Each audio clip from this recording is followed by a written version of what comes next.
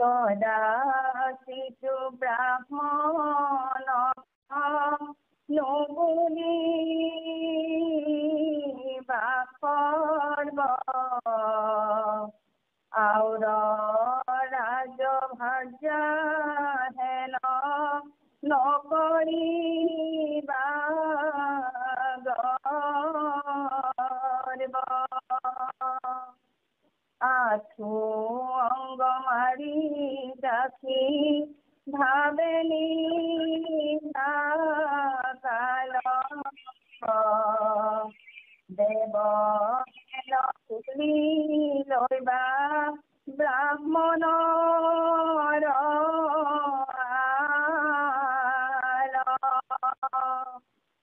উপদেশ বাণী প্ৰাণে চৰিত শুন মোৰ মুখে কতে বৰ্ণাই তোৰ গুণ সময়ত তোক মন্ত্ৰী বোলে লেখি ৰঙৰ বেলাত যেন তই প্ৰাণ সখী স্নেহৰ প্ৰস্তাৱে তই মাতৃ যে নথান শয়ন বেলাত তই দাসীৰ সমান কত তপহাৰি পাইলো তই হেন ভাৰ্যাক আজি অল্পকালে বিধি দণ্ডিলে আমাক কৰিলে নপালো অযোধ্যাত সুখ ভোগ আজি সন্তে তোৰ মোৰ মিলিল বিয়োগ কেলি কৌতূহলে আছিল মোৰ পাখ ক্ৰীড়াত কৰিলো তোক জীৱ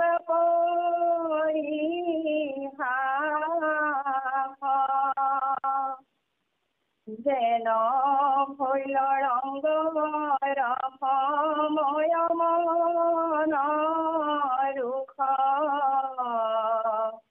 এহি তুত সাধু তাত নধৰিবি দুখ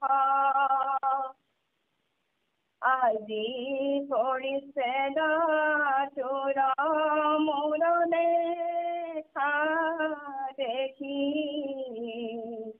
ইজন মোক লাগি মোক মেলিছো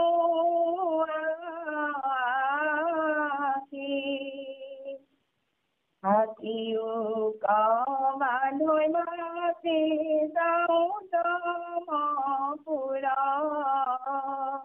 উত্তৰ আশা কৰি সন্তে কৰে দূৰ শুনি মহাজয়ী হৈল অন্তৰীক্ষ প্ৰাণ কটু বেলি শৰীৰত নাছিলন্ত জ্ঞান নকহে হৃদয় সুকে পুৰৈ ভক ভকি স্বামী আগে পঢ়িয়া লয় মকি ব্ৰজ হেন বালিকেনে ভুলিলানো গুণী তুমিও জানিলা মই খেলনি দাৰুণী ধৰিবে কি পাৰো প্ৰাণ পতি পুত্ৰ ভোগে এতকৰ ধন কেনে কৰিলা মুখে দণ্ডে কোনে দেখি মোক নাচিলনি বাস মৰণ বেলাত কেনে এৰিবা পচাস নয়নি সুৰমানি বোলা কোন পতে আজি হৃদয়ে বিদাৰিলা কৰবতে স্ত্ৰী জাতি ভৈলে কাৰ স্বামী জীৱ প্ৰাণ স্বামী খেলে বতা যত তপ জপ ধ্যান হেন স্বামী মৰিলে যিজনী নমৰয় ব্ৰজতো অধিক দেখো চাইৰ হৃদয়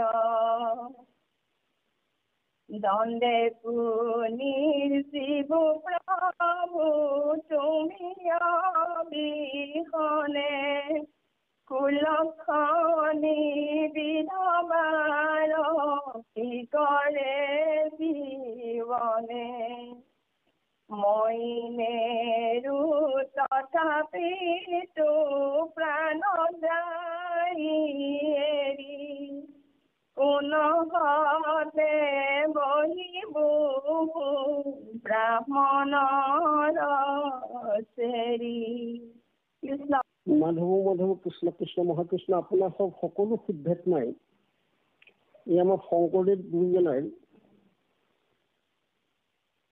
আমাৰ জগতৰ কল্যাণ শুদ্ধ সেৱক শুদ্ধাত্মাসকলৰ কল্যাণৰ কাৰণে তেওঁলোকৰ আত্মপৰিচয় সংসাৰ ভৱসাগৰত মহা আনন্দৰে কৰা গতি শিক্ষান্তত আত্মাৰ ঊৰ্ধ্বগতি আৰু বৈকুণ্ঠত স্থান পাবৰ কাৰণে যিখিনি সম্বল স্বয়ং কৃষ্ণই বৈকুণ্ঠৰ পৰা লৈ আহিছিল হৰিনামত বৈকুণ্ঠ প্ৰকাশে প্ৰেম বিতৰণ নদী শ্ৰীমন্ত শংকৰে পাৰ ভাঙি দিলে ব্ৰহ্মাণ্ডক ভেদি কৃষ্ণই শংকৰ হৈ আহি আমাক এই শংকৰদেৱ বাক্যমিত সমস্ত নিগম পুথিৰ মূল সাৰ বস্তুখিনি যিখিনি পৰা জীৱৰ কল্যাণ হয় তাকে ইয়াত সন্নিৱিষ্ট কৰি শংকৰদেৱ বাক্যমিত হিচাপে ৰচনা কৰি আমাৰ মানৱ জাতি কল্যাণৰ কাৰণে আগবঢ়ালে।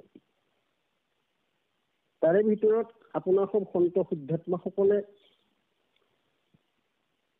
কাব্য হৰিচন্দ্ৰ উপাখ্যান আপোনালোকে ইতিমধ্যে পাঠ কৰি আছে, কীৰ্তন কৰিছে। আমি মহাভাগ্য আমাৰ আপোনাৰ খবৰ দৰে মহাসন্ত মহন্তৰ পদৰণি বুটলিবলৈ আমাক এইকণ সময় প্ৰভুৱে প্ৰদান কৰিলে। তাৰ কাৰণে প্ৰভু চৰণলৈ মোৰ কোটি কোটি ভক্তি হোৱা সেৱা নিবেদন জনাইছে। আমাৰ গুৰুজনৰ বৰ সপোন আছিল, যেতিয়া গুৰুজন 577 বছৰ আগতে এই ধৰাধামলৈ আহি অসম ভূমিত জন্মগ্ৰহণ কৰি তেওঁ যেনেকৈ ভগৱন্ত কৃষ্ণই দ্বাপৰ যুগত তেওঁ শিশু লীলা দেখুৱাইছিল, আমাৰ স্বয়ং শংকৰদেৱৰ তেনেধৰণে কিশোৰ অৱস্থাৰ পৰাই অনেক লীলা আৰম্ভ কৰিলে। শেষত তেওঁ এই এখন হৰিনাম ধৰ্মটো প্ৰচাৰ কৰিবৰ কাৰণে বহু কষ্ট ভুগিবলগীয়া হৈছিল, কাৰণ তেতিয়ালৈকে পৃথিৱীত এখন বোলা বস্তুটো নাছিল। চাৰিওফালে আন্ধাৰ, কেৱল মাত্ৰ কৰ্মকাণ্ড আগম পথে গ্ৰাস কৰি আছিল। যাগ যজ্ঞ তপ ব্ৰত হোম তীৰ্থ দান তাতেই গুৰুত্ব দিছিল আৰু সেই পথেৰেদি ব্ৰহ্মলোকলৈ স্বৰ্গলৈ যাত্ৰা কৰিছিল। কাৰণ বৈকুণ্ঠ নামৰ নগৰখনৰ সেই সময়লৈকে চিনাক্তই নাছিল। আমাৰ গুৰুজনে আমাক কৃপা কৰিছে বৈকুণ্ঠ নামৰ নগৰখন 14 ভুৱনৰ সিপাৰে নিৰ্মাণ কৰা। সেই নগৰলৈ কেনেকৈ জীৱবিলাকক শুদ্ধাত্মাবিলাকক নিব পৰা যায়, তাৰ কাৰণে অসম ভূমিত এই পুলিটো ৰুইছিল এক শতাংশ নাম ধৰ্ম। গতিকে সৰ্বপ্ৰথমতে কাব্য হৰিচন্দ্ৰ উপাখ্যান। সেইকাৰণে জৈমিনী ঋষিয়ে পৰীক্ষিতক সুধিছিলে যে হৰিচন্দ্ৰ ৰাজাই স্বৰ্গলৈ কেনেকৈ যাত্ৰা কৰিলে। গতিকে এই কথাখিনি মোৰ জানিবৰ কাৰণে বৰ ইচ্ছা গৈছে আমাৰ।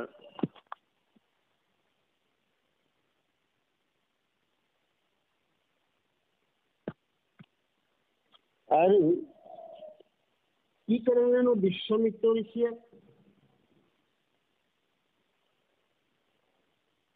তেওঁক ইমান কষ্ট দিবলগীয়া হ'ল হৰিচন্দ্ৰ ৰাজাক। অযোধ্যা নগৰৰ নিকটি হৰিচন্দ্ৰ ৰাজাক, কাৰণ তেওঁতো পৰম ভকত বৈষ্ণৱ আছিল।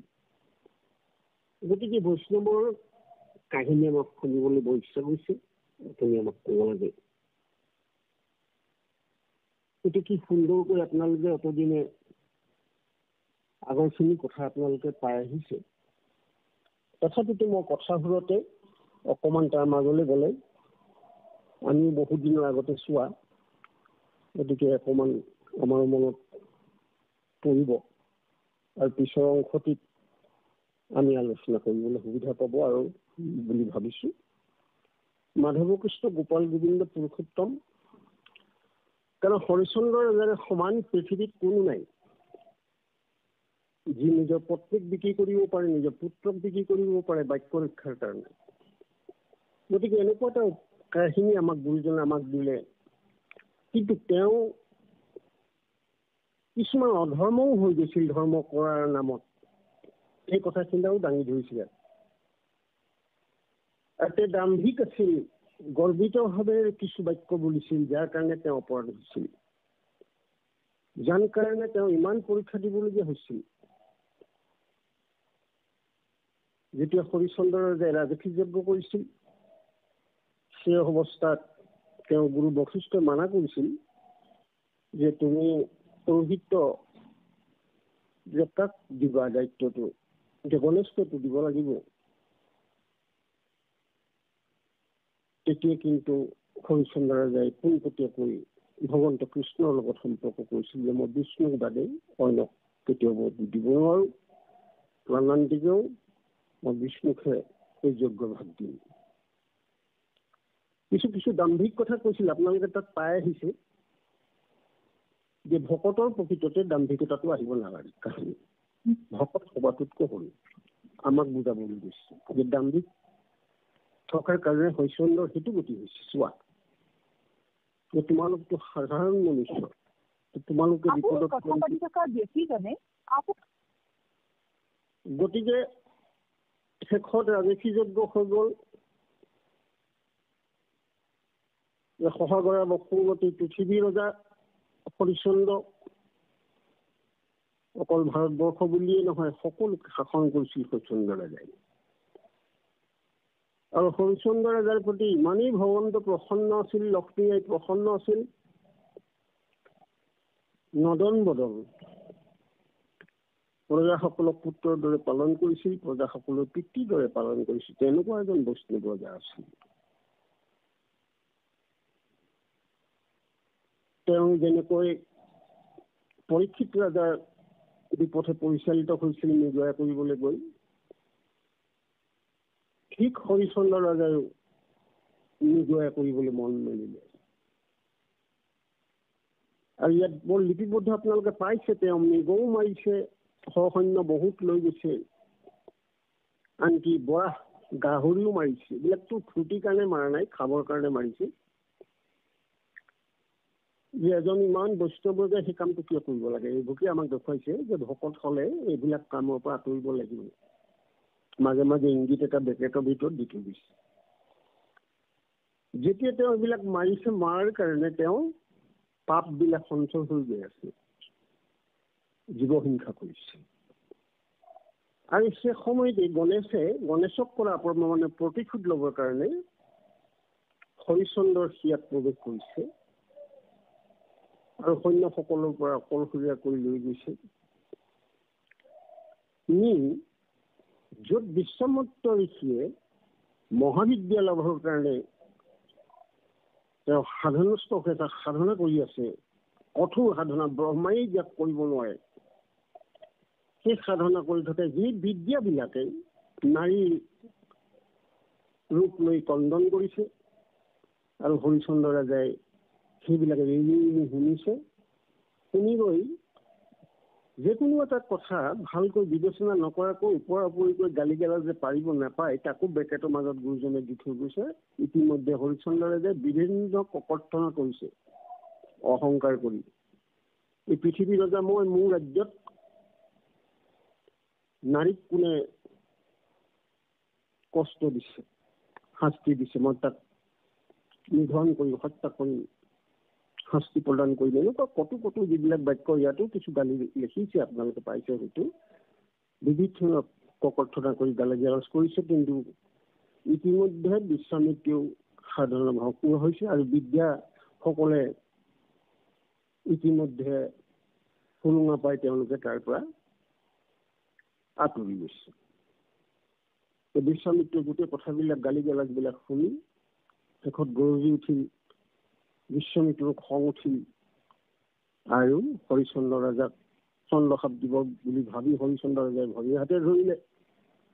উপায়ন্ত হৈ বাক্যত বন্দী হৈ, যে বাক্য সেইকাৰণে বোলাদাইক নেৰিবলৈ কৈছে, জাহা তাহা আমাক কথা ক'বলৈ মানা কৰিছে আমাৰ গুৰুজন বৰ চতুৰ, স্বয়ং কৃষ্ণৰ শংকৰদেৱ। সেইকাৰণে আমাক গুৰুজনে ক'লে এনেকুৱা বাক্য ক'বা যিটো বাক্যৰ পৰা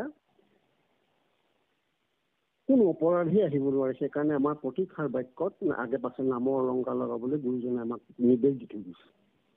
আৰু যদি নামৰ অলংকাৰ ল'বলগীয়া নহয় বা লগাব নোৱাৰে, তেতিয়া বাক্যই নক'বা, মৌনব্ৰত ধৰি থাকিবা, সি তোমালোকৰ কাৰণে ভাল হ'ব। গতিকে এতিয়া বাক্যত বন্দী হ'বলগীয়া হ'ল। যে বিশ্বামিত্ৰক ৰজাক আগত হৰিশ্চন্দ্ৰই নিজে নিজে ক'বলৈ আৰম্ভ কৰিলে যে হে ৰাজন, যে তুমি ৰাজসী যজ্ঞ কৰিছা, গতিকে মোক অন্ততঃ দান দিব লাগে, দক্ষিণা দিব লাগে, দিয়া নাই, এনেকুৱা বাৰ্তালাপ হৈছে। সেই কথাষাৰ শুনাৰ লগে লগে হৰিশ্চন্দ্ৰ ৰাজাই মহা অহংকাৰী দাম্ভিকতাৰে কথাখিনি কৈছে, তোমাক কি লাগে কোৱা, পৃথিৱী লাগে মই তাকো দিম, মোৰ পত্নীক লাগে তাকো দিম, মোৰ পুত্ৰক যদি হিতাশ্যক লাগে মই তাকো দিম, আনকি মই নিজকো দিব পাৰো, কি লাগে মাত্ৰ। মানে বাক্যখিনিত আপোনালোকে পাই আহিছে তেওঁ অহংকাৰ নিশ্চিত হৈছে, দাম্ভিকতা তাত ফুটি উঠিছে, অহংকাৰ ফুটি উঠিছে। যি কাৰণে তেওঁ বৈকুণ্ঠ নামৰ নগৰ, সেই সময়লৈকে বৈকুণ্ঠ নগৰ প্ৰচাৰেই হোৱা নাই পৃথিৱীত, যেতিয়া হৰিশ্চন্দ্ৰৰ উপাখ্যানটো চলি আছে। তাৰপিছত তেওঁ সেই বাক্যত বন্দী হৈ তথাপিতো বিশ্বামিত্ৰ সুবিধা এটা দিছিলে যে প্ৰথমতে মোক দক্ষিণাকে দিয়া, কিন্তু হৰিশ্চন্দ্ৰ ৰাজাই ক'লে নহয়, প্ৰথমতে দান লোৱা, দানৰ পিছতহে দক্ষিণা। নিজৰ বাক্যত বন্দী তেওঁ। বিশ্বামিত্ৰৰ গাত কি দুখ আছে? তেনেহ'লে তোমাৰ যদি সেইটো কৈছে দানকে দিয়া,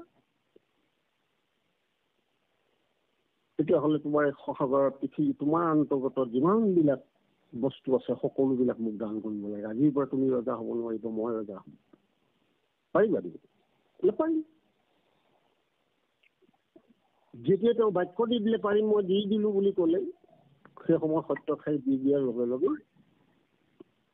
বিশ্বামিত্ৰ আনন্দত সীমা নাই। বিশ্বামিত্ৰে এটা বিধান দিলে, তুমি অতি সোনকালে ইয়াৰ পৰা দেশান্তৰ হৈ যোৱা, মোৰ দেশৰ পৰা ওলাই যোৱা, আজিৰ পৰা মোৰ আওতাত থাকিব এই ভূমিখণ্ড পৃথিৱী। বিশ্বামিত্ৰৰ ঘৰলৈ ঘূৰি আহি যিখিনি ক'লে আপোনালোকে জানে, শৈবাৰাণীৰ আগত কথা বতৰাবোৰ আলোচনা হ'ল। ইতিমধ্যে গৃহ আহি পাওঁতে পালেহি বিশ্বামিত্ৰ। যে সোনকালে ওলোৱা তোমালোক, ওলাই যোৱা ইয়াত থাকিবা।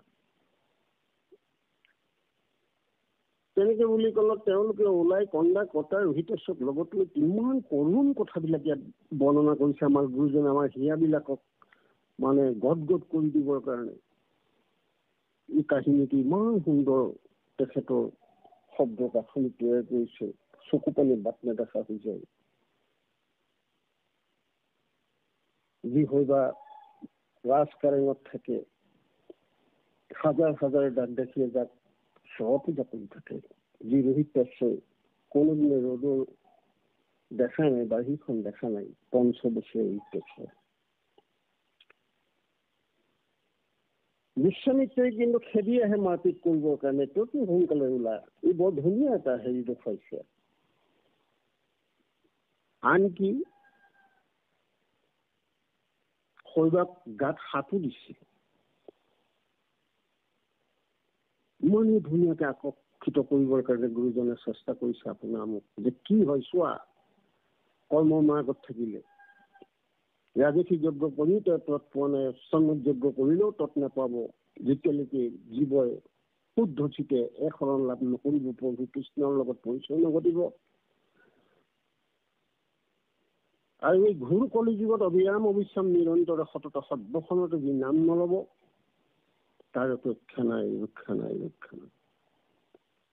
সেইকাৰণে আমাক অবিৰাম অবিশ্ৰাম নিৰন্তৰে সততে সৰ্বখনতে বুলি কৈ থৈ গৈছে। মানে প্ৰতিটো খনতে যাৰ মুখত নাম থাকিব, তেওঁৰ কাষলৈ পাপ আহিবই নোৱাৰে, অহংকাৰ আহিবই নোৱাৰে, দাম্ভিকতা আহিবই নোৱাৰে, কাৰণ তেওঁৰ নাম হৈ লৈ থাকে। আৰু গুৰুজনে তেতিয়াই চিন্তা কৰিলে, এনেকে ধৰণে কথা ক'লেওতো অহংকাৰী বুলিয়ে ক'ব। তেতিয়া কৈ দিলে, অহংকাৰ থাকোনতো সাক্ষাতে কৃষ্ণক পাই শ্ৰৱণ কীৰ্তন ধৰ্ম যায়। যাৰ মুখত ৰামকৃষ্ণ নামৰ বিৰাম অবিশ্ৰাম নিৰন্তৰে সততে থাকিব, তেওঁ যদি কোনোবাই ভাবে তেওঁ অহংকাৰী বুলি, কোনো সেই অহংকাৰে তেওঁক একো পতন ঘটাব নোৱাৰে, কাৰণ তেওঁৰ নামহে উচ্চাৰণ কৰি থাকে। কিন্তু উচ্চ বাক্য ডাকি বুলহুৰ ৰাম নাম গুৰুজনে কৈ থৈ দিছে, চিঞৰি চিঞৰি ৰাম নাম মাধৱ কৃষ্ণ। এতিয়া হৰিচন্দ্ৰ ৰজা ওলাই পদূলিমুখ পাৰ হোৱা নাই, নগৰ পাৰ হোৱা নাই, ইতিমধ্যে শৈবাৰাণীয়ে স্বামীক কৈছে যে আৰু কিমান দূৰ যাব লাগিব স্বামী, বৰ ধুনীয়া কৰুণ সুকুমৰ সুকুমাৰী পদ্মিনী লক্ষ্মী স্বৰূপা এগৰাকী পত্নী খালী ভৰিৰে খোজকাঢ়িছে। আৰু তেনে বাক্য বুলিছে হৰিচন্দ্ৰ ৰাজা ভাগি পৰিছে, হইবা মই আৰু বহুত যাব লাগে, নগৰকো পাৰ হোৱা নাই। তেতিয়া শৈবাৰাণী মানে প্ৰতিজ্ঞতা, হ'ব স্বামী, মই এনেই ধেমালিহে কৰিছিলো, মই যাম আপোনাৰ লগত যাম। এই কথাবোৰে কিন্তু হিয়া ভাঙি দিয়ে। কণমানি ৰোহিতেশক কোলাত লৈ গৈছে। ইতিমধ্যে নগৰ পাৰ হওঁতে আকৌ বিশ্বামিত্ৰই গৈ খেদি পাইছে। বোলে এটা কথা হ'ল নহয়, তহঁতি ইমান দি ইমান দখৰহে পাইছে নেকি, তহঁতি পাৰ হৈ যাব নোৱাৰো, তহঁতি আৰু বস্তু মোৰ বস্তু বহুত লৈ গৈছে, তহঁতি তই এই ড্ৰেছ বস্তু সাজ সজ্জা পিন্ধি আছো, অলংকাৰবোৰ পিন্ধি আছো, মোৰ সম্পত্তি আধা ফাল তহঁতি লগতে লৈ গৈছ, ৰাণীও বহুতখিনি পিন্ধি আছে, এইবোৰ বাকলি বখন চব পিন্ধ আৰু তহঁতি এইবিলাক চব খুলি দে। অকমান দেৰি হবলৈ দিয়া নাই, দণ্ড লৈয়েই ৰোহিতেশৰ ডিঙিত যিডাল চেইন পিন্ধি আছিলে, অলংকাৰ কেইটা পিন্ধি আছিলে, অকণমানি 5 বছৰীয়া ল'ৰা, সেইকেইটা তেওঁ খুলিব নোৱাৰে। মাক বাপেকে খুলিব বিচাৰিলে খুলি দিয়ে, কান্দিছে। কিন্তু বৰ সুন্দৰ এটা দৃশ্য দেখাইছে। বিশ্বামিত্ৰই দৌৰি গৈ মাটিত পেলাই বগৰাই বগৰাই মাৰপিট কৰি তেওঁ অলংকাৰ বিলাক খুলি লৈছে। ৰোহিতেশক কান্দিছে সি আধা কৰি, আৰু খঙত কৈছে, মোক সময় দে, কিমান দিনৰ ভিতৰত মোক দক্ষিণা দিবি, তেতিয়াহে তহঁতি ইয়াৰ পৰা যা। 1 মাহ মই তহঁতক সময় দিছো, 1 মাহৰ ভিতৰত মোক দক্ষিণা সম্পূৰ্ণ দিব লাগিব। গৈ আছে, কি সুন্দৰ। ইতিমধ্যে ইয়াত কাহিনীৰ মাজত আপোনালোকে আৰু পাইছে, বিশ্বদেৱ পাঞ্চ বিশ্বদেৱে আহি পেলাই তিৰস্কাৰো কৰিছে। যেতিয়া শৈবাৰাণী দেখাত দিছে, ৰোহিতেশক মাৰিছে, দেৱতা। আৰু দেৱতাই যেতিয়া তিৰস্কাৰ কৰিছে, গালি গালাজ কৰিছে, বিশ্বামিত্ৰই ক'লে তেতিয়া সামান্য দেৱতা হৈ মোক জোকাইছ, যা মই এতিয়া তোক শাপ দিছো, তত মনুষ্য হ'ব লাগিব, তেতিয়াহে ততৰ শাস্তি পূৰ্ণ হ'ব। তেতিয়া বিশ্বদেৱে কৈছিল যে আমিওতো তোমাক শাপ দিব পাৰো, কিন্তু আমি নিদিওঁ, আমাৰ এইটো নিয়ম নহয়। এইবিলাক বৰ সুন্দৰকৈ আমাৰ গুৰুজনে দেখুৱাই থৈ গ'ল। শেষত বিশ্বামিত্ৰই ক'লে তোমালোকে দ্বাপৰ যুগত দ্ৰৌপদী পুত্ৰ হিচাপে জন্ম গ্ৰহণ কৰিবা, আৰু তোমালোকৰ সংসাৰত কোনো সতী সন্ততি বা বিবাহ একো নহ'ব, আৰু তাৰপিছতে তোমালোকে পুনৰ আহি দেৱতা হ'ব পাৰিবা। সেই কোনো আশীৰ্বাদ দিলে। গৈ ইতিমধ্যে 29 দিন পাৰ হৈ গ'ল। 30 দিনৰ দিনাখন কেনেকৈ আকৌ গৈ বিশ্বামিত্ৰই এওঁলোক বাৰাণসীলৈ গৈছে, কাৰণ বাৰাণসীখন কাৰো অন্তৰ্গত, কোনো ৰজাৰ অন্তৰ্গত নহয়, সেইবিলাক ঈশ্বৰ জগন্নাথৰ অন্তৰ্গত, কাৰো হাত নাই তাত মনুষ্যৰ, তাত কেৱল মাত্ৰ কৃষ্ণ বলৰাম সুভদ্ৰাৰহে তাত অধিকাৰ আছে। তাৰ পালে গৈ নগৰত সোমাওঁতে বিশ্বামিত্ৰই আগচি ধৰিলে আৰু ক'লে যে মাত্ৰ তই আজিৰ ভিতৰত দক্ষিণা দিলে দে, নহ'লে মই তোক চন্দ্ৰসাত দিম, তোৰ পৰিয়ালটোকে মই ভস্ম কৰি পেলাম। বাৰে বাৰে কি মোক চতুৱাই আছ, সোনকালে দক্ষিণা লাগে মোক। হৰিশ্চন্দ্ৰই কিমান কাকতি কৰিছে সিমান নাই, কিন্তু নামানে কোনো। বিশ্বামিত্ৰ আকৌ বুজ, নহ'লে আমি বুজি নাপাম। আমাৰ যাগ যজ্ঞ তপ ব্ৰত সোণ তীৰ্থ দান কৰি থকা জীৱবিলাকে সেই সময়ত গোটেই আন্ধাৰ, ক'ত এখনন নাই, নিগম পুথি আলাপ নাই, সেইকাৰণে পৃথিৱী ধৰা ধামত পাপৰে ভৰপূৰ হৈ আছিল। এনেকুৱা এটা সময়ত আমাৰ গুৰুজন অৱতাৰ।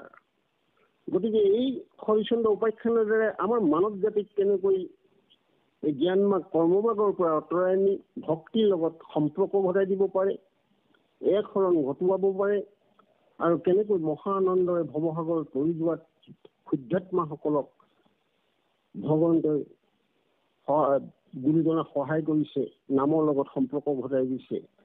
গতিকে এনেকুৱাবিলাক বুজি পাবৰ কাৰণে এই হৰিশ্চন্দ্ৰ কাহিনীৰ দ্বাৰাই আমাক সকলোকে জ্ঞান দিয়াটো ইমান কঠিন, কষ্টকৰ।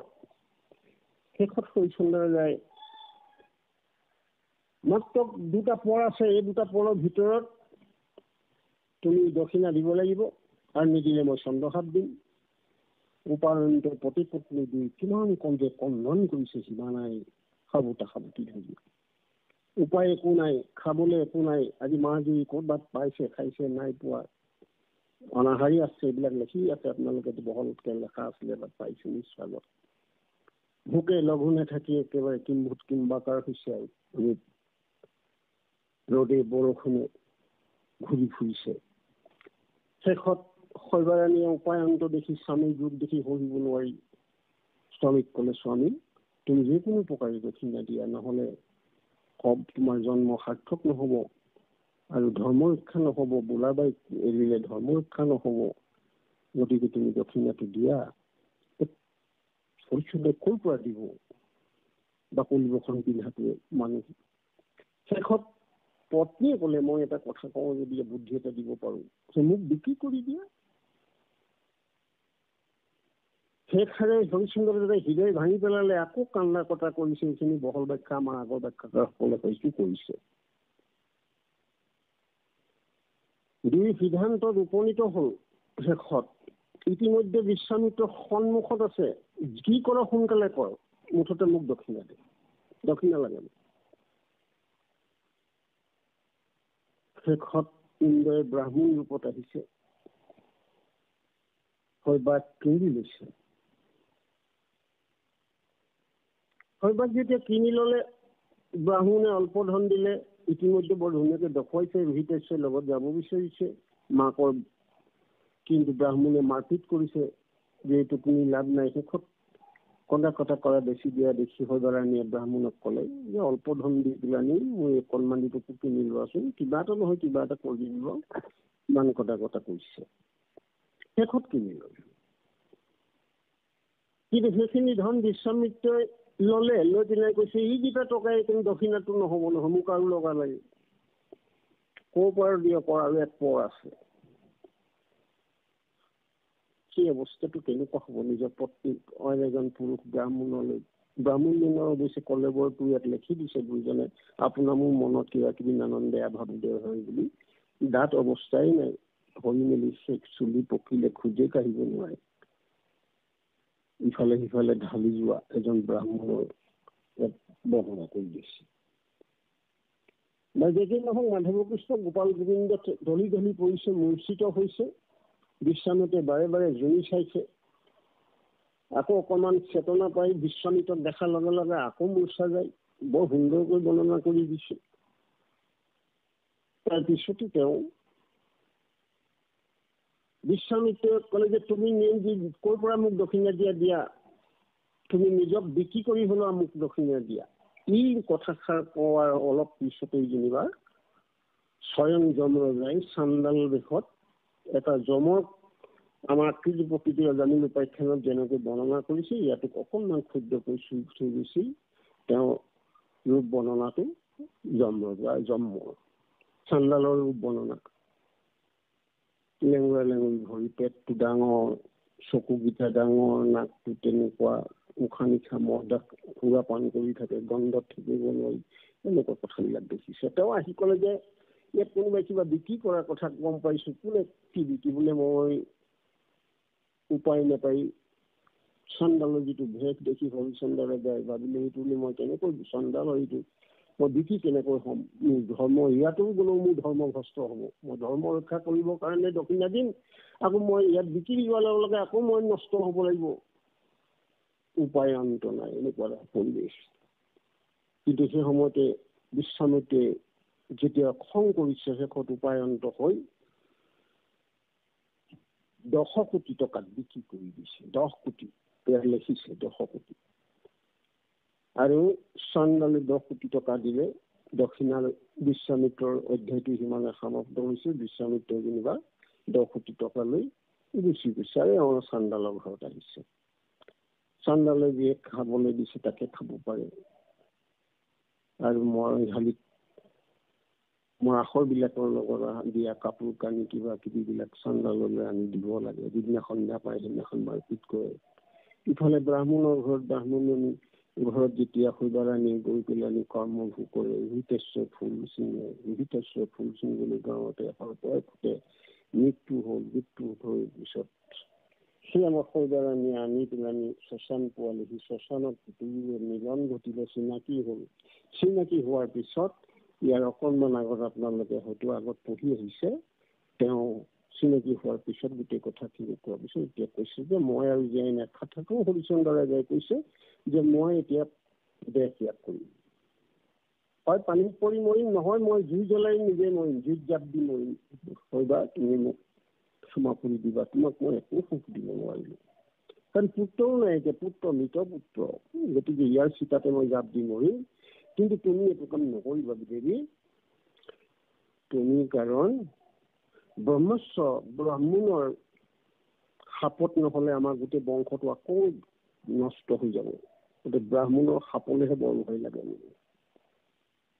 মোৰ নৰকত থক, মই জীয়াই থাকিব নোৱাৰো, কাৰণ মই চাণ্ডালৰ এতিয়া মই ইয়াত আত্মহত্যা কৰিলে মই পুনৰ গৈ নৰক ভুঞ্জনা কৰি আকৌ চাণ্ডালৰ ঘৰত জন্ম ল'ম। মোৰ যিয়ে হয় হওক দেৱী, তুমি কিন্তু গোটেই কথাখিনি বৰ বিতংভাৱে আলোচনা কৰি চিতা সাজি কেনেকৈ জাপ দিবলৈ ওলাব। সেই সময়তে ব্ৰাহ্মণ নীতি ইন্দ্ৰ আৰু চাণ্ডাল ৰূপী যম বিশ্বামিত্ৰ আটাইখিনি লগ হ'ব পৰীক্ষা। গতিকে এনেকুৱা কঠিন পৰীক্ষা, য'ত নেকি কৰ্ম মাৰ্গত ইমান কঠিন, জ্ঞান মাৰ্গত ইমান কষ্ট। গতিকে কলিকালৰ লোকে মহ এজনীয়ে খালি দগদগাই থাকে, অকমান পাথৰ দেৰি হলে হানি মাৰে, ভোক লাগে। গতিকে ক'ত ধৰ্ম ৰক্ষা কৰিব পাৰিব? ইমান সহজ হ'ল প্ৰাঞ্জল, মানে এটা ধৰ্ম লৈ আনিলে সুকোমল, কোমলৰো কোমল, সুকোমল, মুখত মাত্ৰ ৰাম ক'ব লাগে, কৃষ্ণ ক'ব লাগে, হৰি ক'ব লাগে। আপুনি গা ধুব দৰকাৰ নাই, নাহি স্থানত কালপাত্ৰ নিয়ম সংযম হৰিনাম কীৰ্তনত নাহি কাল স্থান পাত্ৰ নিয়ম সংযমৰ কবিতি। ঈশ্বৰৰ নাম ল'বলৈ কোনো স্থান পাত্ৰ কাল নাই। অসুচতে দুখ নাই, মুঠতে ৰাম কলেই ধৰ্ম কৰি থকা হৈছে, কৃষ্ণ কলেই ধৰ্ম কৰি থকা হৈছে, হৰি কলেই ধৰ্ম কৰি থকা হৈছে। যাগ যজ্ঞ তপ ব্ৰত সোম তীৰ্থ দান সমস্ত পুণ্য আহি সেইজনৰ ভকতৰ পিছে পিছে দৌৰি ফুৰিছে।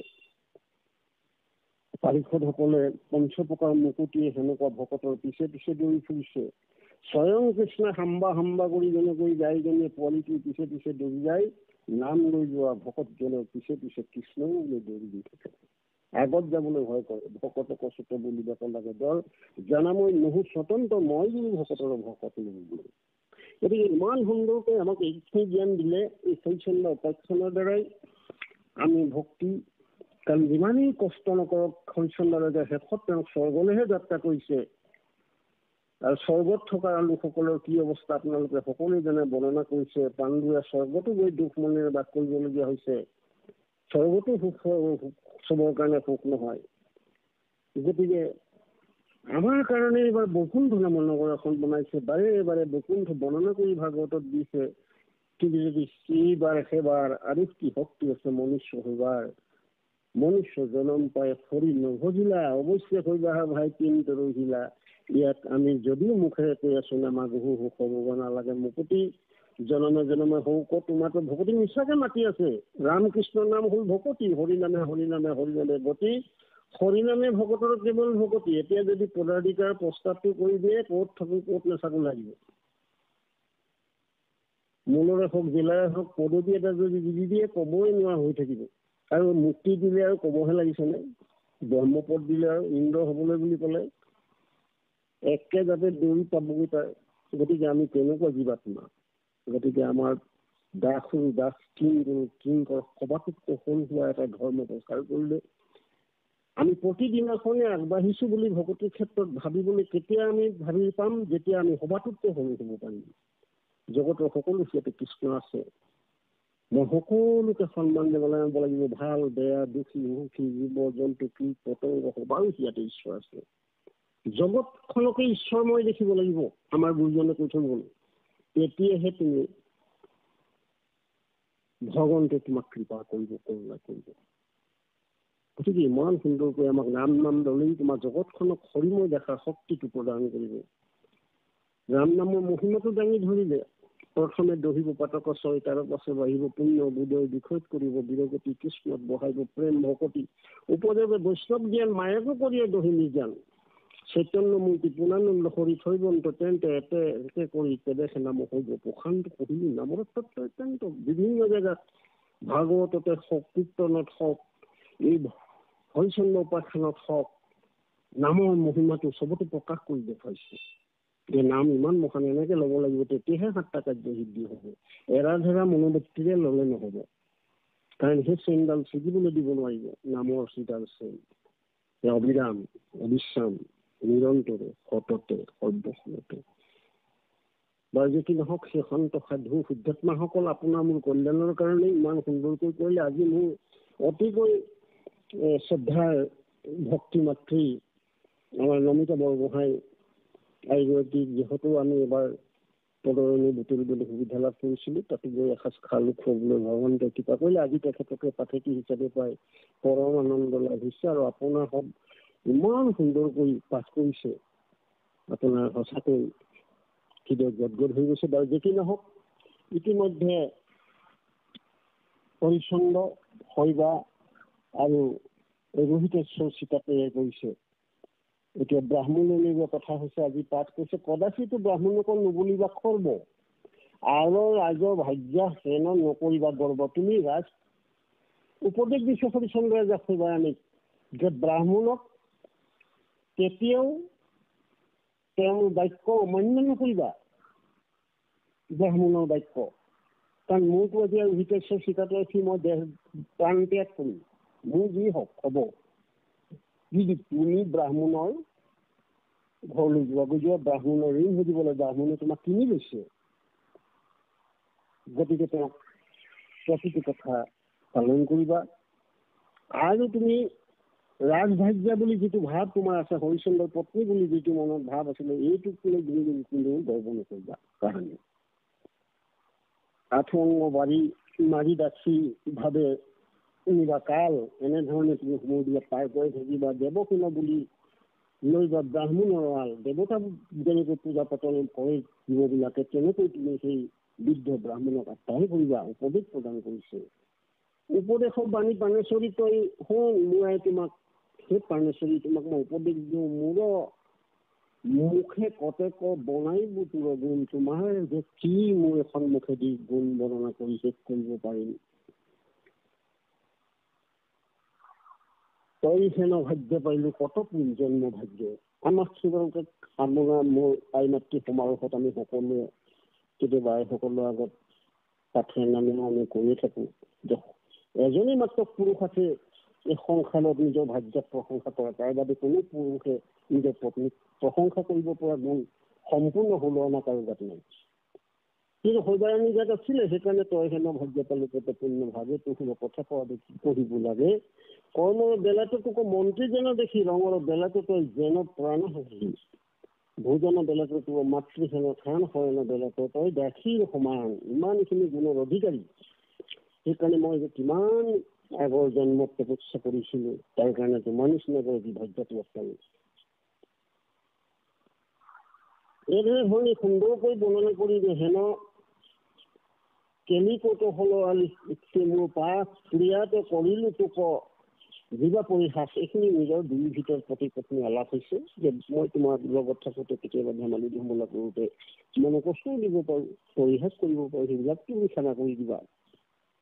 এতিয়া বিদায় হ'ব দুয়োৱে এনেকুৱা ভাৱেৰে সৈতে হৰিচন্দ্ৰ ৰজা শৈবাৰাণী আলাপ কৰিছে।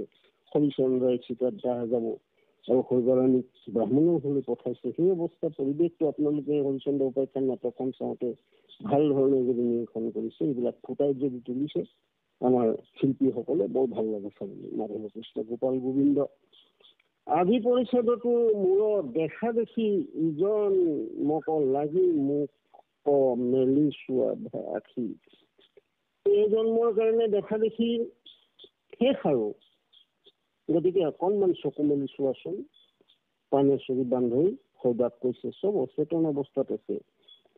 হৰিচন্দ্ৰ ৰজাই কৈ আছে, কাৰণ হৰিচন্দ্ৰ ৰজাৰ চিতাত জাহ যাব আৰু সৌদাক সেইখিনি বুদ্ধি দি আছে। সৌদাই যে ক'ব নোৱাৰা হৈ গ'ল স্বামীৰ মুখত সেই কথাখিনি শুনি, প্ৰকৃত পত্নী এগৰাকী কেনেকুৱা অৱস্থা হ'ব। আৰু সেই পত্নীও কিছুমান কথা ইয়াৰ লগত পাছত কৈছে, আমাৰ নমিতাই বৰ ধুনীয়াকৈ কীৰ্তন কৰি দিয়ে। থাকি মোক বান্ধৈ মাৰি যাওঁ যমপুৰ পুত্ৰ আশাক আজি সন্তে কৰ দূৰ, শুনি মহা দেৰি ভৈল অন্তৰিক্ষ প্ৰাণ, কতো বেলি শৰীৰক নাছিলন্ত জ্ঞান। সেই অচেতন অৱস্থাত আছে। এতিয়া অকণমান জ্ঞান লাগিছে, চেতনলৈ আহিছে আৰু তেওঁ কিছুমান কথা ইয়াত দাঙি ধৰিছে আপোনাৰ মোৰ জ্ঞানৰ কাৰণে। এইবিলাক সকলো পৰীক্ষা হৈ আছে। আমি বুজি পাইছো যে চণ্ডাল ৰূপত আহিছে যম, আৰু ব্ৰাহ্মণ ৰূপত আছে ইন্দ্ৰ, বিশ্বামিত্ৰ, আৰু সেই গণেশৰ অপমান কৰা প্ৰদেশত। গতিকে কৰ্মমাৰ্গতে গোটেইখিনি বৰ কষ্টকৰ, গোটেই জীৱনটোৱে কষ্টকৰ হৰিচন্দ্ৰ ৰজা। মানে আমাক দেখুৱাই আছে মানৱ জাতিক একহনীয়া ভকতখিনি যে এই ভৱসাগৰখন দুখৰ সাগৰ। ইয়াত যদি কোনোবাই এই সুখ বিচাৰি ঘূৰি ফুৰিছে, তেওঁতকৈ আৰু অজ্ঞানী কোনো নাই। কাৰণ এইখন দুখৰ সাগৰ। ইয়াত সুখ বোলা বস্তুটো বিচাৰিলে কিডাল হ'ব? ইয়াত সুখ বোলা বস্তুটো নায়েই। যে সুখ বোলা বস্তুটো এনেকুৱা এডোখৰ জেগাত আছে, যিডোখৰ জেগালৈ আপোনালোকৰ নিচিনা সন্ত মহন্তসকলে গতি কৰি আছে, আৰু আপোনালোকেও গতি কৰিব। আৰু আপোনালোকৰ সংগ ল'লে, আপোনালোকৰ চৰণৰ ধূলি হীৰত ল'ব পাৰিলে, অবিৰাম বিশ্ৰাম নিৰন্তৰে নাম ল'ব পাৰিলে, আমাৰ নিচিনা মহাপাপীও সেই নগৰলৈ যাত্ৰা কৰিব পাৰি। এইটো শুদ্ধ বিশ্বাস। এতিয়া ইয়াত লিখিছে, ধৰিলে কি পাৰো প্ৰাণ প্ৰতি পুত্ৰ হোক, এত কটৰ থনা কেনে কৰিলে হামুক। পত্নীয়ে কৈছে, শৈবাই কৈছে, এইবিলাক কেলে ক'লা মোৰ বকু ভাগি গৈছে, ইমানেই পাইছেগে। দণ্ডকে নেদেখি মোক নাছিল নিবাস, মৰণ বেলাতো কেনে এৰিবা কচাখ। এক দণ্ডও তুমি মোক এৰাই নাছিল, আমি দুয়ো একেলগে আছিলো, প্ৰাণ এক প্ৰাণ হৈ। আজি আকৌ তুমি মোক এৰিব বিচাৰিছা, তুমি জুইত জাহ যাব বিচাৰিছা, মোক এৰি থৈ যাব বিচাৰিছা, এনেকুৱা নিষ্ঠুৰ বাণী কিয় কৈছা? মোৰ হৃদয় এখন বাদ হৈছে। স্ত্ৰী জাতি হইলে তাৰ স্বামীহে জীৱন, সেইটো কৈছে যে স্বামীহে জীৱন। স্বামীয়ে দেৱতা যত কোনে জপ ধ্যান, স্বামীকে ধেমা যেনেকৈ শৈবাৰাণীয়ে কৈছে, তই হেনে বাদ্য পালি। আমাৰ যেনেকৈ ৰাধিকা শান্তিয়ে কৈছে, কি ধুনীয়াকৈ জয়ন্তী বৰদলৈ শুনি গোসাঁই ভূতদে কৰোঁ সদায়। সত্য শৌচ ক্ষমাৰে অতিথি সৎকাৰ পদাচিল কৰোঁ তিৰস্কাৰ। স্বামী তপ স্বামী জপ স্বামী কৰো ধ্যান, স্বামীৰ চৰণ দিনে চৰণ নিষ্ঠ বাক্য বুলি তাপ কৰো নিবাৰণ। স্বামীকো নিদিয়া অন্য নকৰো ভোজন, স্বামীক নুসুধি কতো নকৰো গমন। পদ উপদেশ দিয়ে চলাও স্বামীক মাত্ৰ মধ্যে একেবাৰে কৰো। হয়তো আমাৰ জয়ন্তী ৰাধিকাৰ দ্বাৰাই স্বামী ভক্তিৰ গোটেই কাহিনীটো আমাৰ শৈবাৰাণী জাতিৰ গুণখিনি আছে, সেইকাৰণে শৈবাৰাণীৰ কথাখিনি কৈছে। স্বামীয়ে মোৰ দেৱতা, গতিকে স্বামী নাথাকিলে মই কি কৰিম? এনেকুৱা ইমান সুন্দৰকৈ আমাৰ গুৰুজনে কৃপা কৰিছে, আমাক বুজাবলৈ চেষ্টা কৰিছে। ইমান কঠিন ৰাস্তাত তুমি পাৰিবানে তোমাৰ পত্নীক বিক্ৰী কৰিব? তুমি পাৰিবানে তোমাৰ পুত্ৰক বিক্ৰী কৰিব? তুমি পাৰিবানে বাক্য ৰক্ষা কৰিব? আজিকালিতো কথাই 100ৰ ভিতৰত 90% মানে মিছা কথা কয় জীৱবিলাকে, সঁচা নাই। আমাক কৈছিলে সত্য প্ৰিয়, সদায় সত্য কথা কবা, প্ৰিয় কথা কবা। সত্য কলেও নহব, প্ৰিয় হব লাগিব। প্ৰিয় হলেও নহব, জগতৰ কল্যাণ সাধন হব লাগিব। যদি তেনেকুৱা কিয় বাক্য পাইছা অন্তৰৰ ভিতৰত, তেতিয়া মুখেদি ব্যক্ত কৰিবা। আৰু যদি তেনেকুৱা বাক্য তোমাৰ ওচৰত নাই, মনোবল ধৰিবা। আমাৰ যেনেকৈ বৰ সুন্দৰকৈ এইবিলাক কথা আপোনাক সন্ত মহন্তই চৰ্চা কৰি আছে, বৰ ভাল লাগিছে। বাৰু যে কি নহওক, সময়ৰ প্ৰতি লক্ষ্য ৰাখি আমাৰ নমিতাইক আৰু অকণমান কীৰ্তন কৰিবৰ কাৰণে মই সেৱা ধৰিছোঁ। আমাৰ হৃদয়ৰ বা যিকেইটা 2-4টা কথা ওলাই আহিলে তাতে আপোনালোকলৈ আগবঢ়ালো। ভুল ত্ৰুটিটো আপোনালোকে নধৰে বুলি আমাৰ বিশ্বাস আছে, ক্ষমা কৰিব। কিন্তু আশীৰ্বাদ দিব, আমাৰ মুখত যেন নাম অবিৰাম বিশ্বাস ওলাই থাকে। এই আশীৰ্বাদে আমি নমিতাইক আৰু অকণমান 2-4 কোটমান আহি আৰু সামৰণি দিশলৈ যাম বুলি ভাবিছোঁ। আমাৰ সভাপতি প্ৰভুৱে যদি কৃষ্ণ কৃষ্ণ সহগামী যাওঁ কলে বেল যোৱাই ধৰিলে নোৱাৰো দুখ মহ দুখ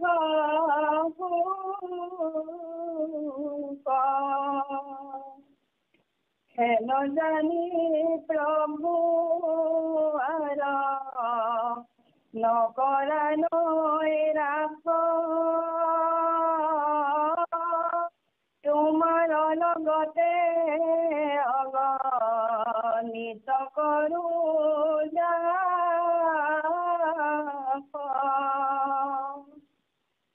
ৰাজা বোলে বান্ধৈ চকু এতে বোল বাণী অগণিত কৰিয়া মৰি বুজিনি প্ৰাণী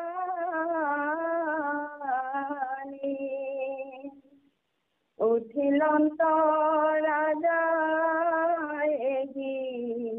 দিয়া সমিধান গংগা তীৰে নিৰ্মিলা বহল চিতা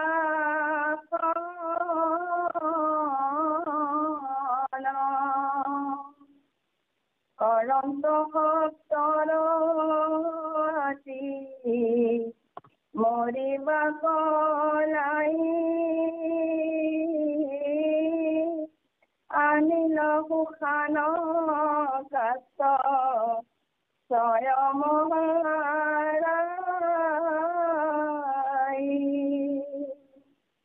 কেতিক্ষণে প্ৰাণ যাইব চিত্ৰে উত্ৰাৱলে নানিলন্ত গয়া দুয়ো নামি গংগা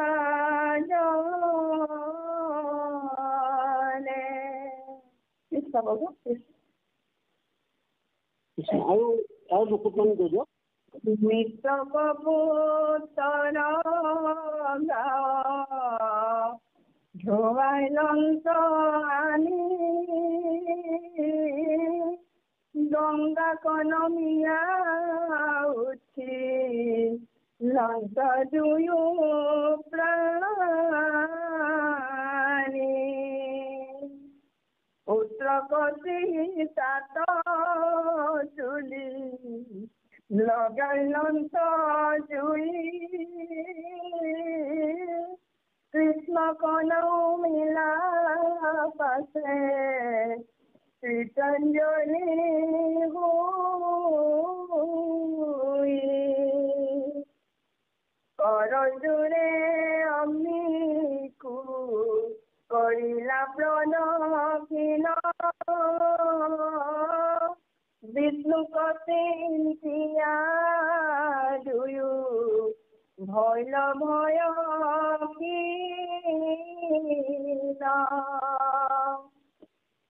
প্ৰাণতমে স্নেহ সুয়া কৰি মন হৰি হৰি বুলিয়া বহিত দিলা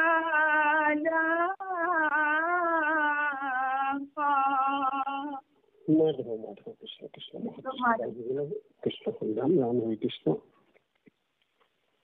মাধৱ মাধৱ সেই সন্ত সাধু শুদ্ধাত্মাসকল আমাৰ গুৰুজনে ইমান ধুনীয়াকৈ আপোনাৰ মোৰ সকলোকে পোহনীয়া দীঘল সন্ত সেইসকলক জ্ঞান দিবৰ কাৰণে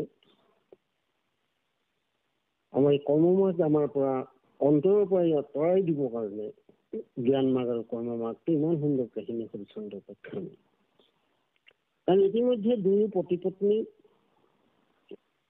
কান্দি কাটি আলাপ আলোচনা কৰি শেষত সিদ্ধান্ত গ্ৰহণ কৰিলে যি হল হল আৰু যি হল হওক আৰু মুঠতে আমি জুইত অগ্নিত যাম তিনিটিয়ে পুত্ৰৰ লগতে আমি দুয়ো পতি পত্নী কাৰণ থাকিনি বিধান কৰিম ধৰ্ম বুলি চলাই থাকোঁতে চব ভৱস্থ হ'ল। এতিয়া ধৰ্ম ৰক্ষাও কৰিব নোৱাৰিলে হৰিচন্দ্ৰই যায় তেওঁলোকে কেনেকৈ চিতাত জাপ দি দিব। তাৰ পিছতহে দেৱতাসকলে আকাশ মাৰ্গৰ পৰা পুষ্পবৃষ্টি কৰিব। ইয়াৰ বহুতখিনি পিছত ৰহস্য ওলাব। শেষত ইন্দ্ৰ যম সকলো উপস্থিত হৈ বিশ্বামিত্ৰ আলাপ হ'ব আৰু হৰিচন্দ্ৰ ৰজা শৈবা ৰোহিতাস্যক অমৃত প্ৰদান কৰি তেওঁলোকক জীয়াই তুলিব আৰু The person you are speaking with has put your call on hold. Please stay on the line. Harichandra ৰজাই গোটেই অযোধ্যাৰ বাসীকে লগত লৈ স্বৰ্গলৈহে যাত্ৰা কৰিব। মানে ইয়াৰ এটা টিকিট ৰাখি থৈ গৈছে আপোনালোকে হয়তো আমাতকৈ বেছি জানিব যে হৰিচন্দ্ৰ ৰজাই ধৰ্ম ৰক্ষা কৰিব নোৱাৰিলে যুঁজাক গ'ল। চণ্ডালৰো ঋণ সুধিব নোৱাৰিলে তেওঁ কাৰণ চণ্ডালনৰ বিক্ৰী হৈ যোৱা এটা দেহা সেইটো তেওঁৰ দেহা নহয় চণ্ডালৰ আণ্ডাৰত থকা দেহাটো তেওঁ শ্মশানত যাব এতিয়া ধৰ্ম ৰক্ষা কৰিব নোৱাৰিলে কাৰণ চণ্ডালৰ ঋণ সুজা নাই নহয়। তেওঁ কৈয়ে দিলে মই আকৌ চণ্ডাল হ'ব লাগিব ৰৌ নৰকত পৰিব লাগিব যমৰ যাতনা ভোগ কৰি আহি চণ্ডালৰ জন্ম ল'ব লাগিব। এইবোৰ কথা বহুত ধুনীয়া কথা পিছৰখিনিত আছে বাৰু যি কি নহওক সেই সাধু শুদ্ধাত্মাসকল আপোনাৰ সসংগ মহন্ত প্ৰভু একান্ত সেৱক শুদ্ধাত্মা আমি মহাধম মহাপাতকী অজ্ঞানী আমাৰ সমান মূৰ্খ হয়তো সংসাৰত কোনো নাই। গতিকে মাত্ৰ ৰাম নাম বুলি ভকতৰ আগত ভকত বুলি ভাবক বুলি চিঞৰ বাস কৰি ফুৰিছোঁ। কি কৰিছোঁ ময়ো নাজানো মুঠতে ৰামকৃষ্ণ নাম উচ্চাৰণ কৰি আছোঁ। প্ৰভু নামৰ শক্তি আছে বুলি কৈছে নামে লৈ যাব বুলি কৈছে গতিকে নাম গাই আছোঁ। আপোনালোকৰ পৰা আশীৰ্বাদ বিচাৰিলোঁ বিজুলী সঞ্চাৰৰ যেন মুখে ৰামকৃষ্ণ নাম উচ্চাৰণ হৈ থাকে তাৰ বাবে সংসাৰত মোক একো নালাগে বুলি ভগৱন্তৰ চৰণত প্ৰাৰ্থনা জনাই আছোঁ। প্ৰভুৱে কৰোণা কৰিছে আপোনালোকৰ আশীৰ্বাদ পালে নিশ্চয় সফল হ'ব। গতিকে আজি এই ২-৪ আপোনালোকৰ বাক্য ৰক্ষা কৰি আমাৰ হৃদয়ৰ কথা মই কোনো ব্যাখ্যাকাৰ নহয় মই কোট মুখস্থ কৰি গীত হিচাপে গাই গাই আপোনালোকৰ অন্তৰ জয় কৰিব পৰা শক্তি মোৰ নাই। মই কথা সৰুতে যিকেইটা কথা ক'লোঁ তাতে যদি আপোনালোকে অমৃত লাভ কৰিছে গ্ৰহণ কৰিব আৰু যদি কিবা খোৱা পাইছে মোৰ সৰু কথা বুলি ত্যাগ কৰিব ইয়াকে গুহাৰি জনাই আমি সামৰিবলৈ আগবাঢ়িছোঁ। মাধৱ কৃষ্ণ মাধৱ সেই প্ৰাণ বন্ধু কৃষ্ণ কৃপা সাগৰ হৰি কৃপা দৃষ্টি চাহিক মোক সহযোগ অসমৰ দুইকন্যাথ মূৰ অহংকাৰ দুক মূৰ অহংকাৰ দুক ভূমিকাই আমি দোহাৰি দিবৰ কাৰণে সেৱা ধৰিলোঁ। কৃষ্ণ কৃষ্ণ মহাকৃষ্ণ।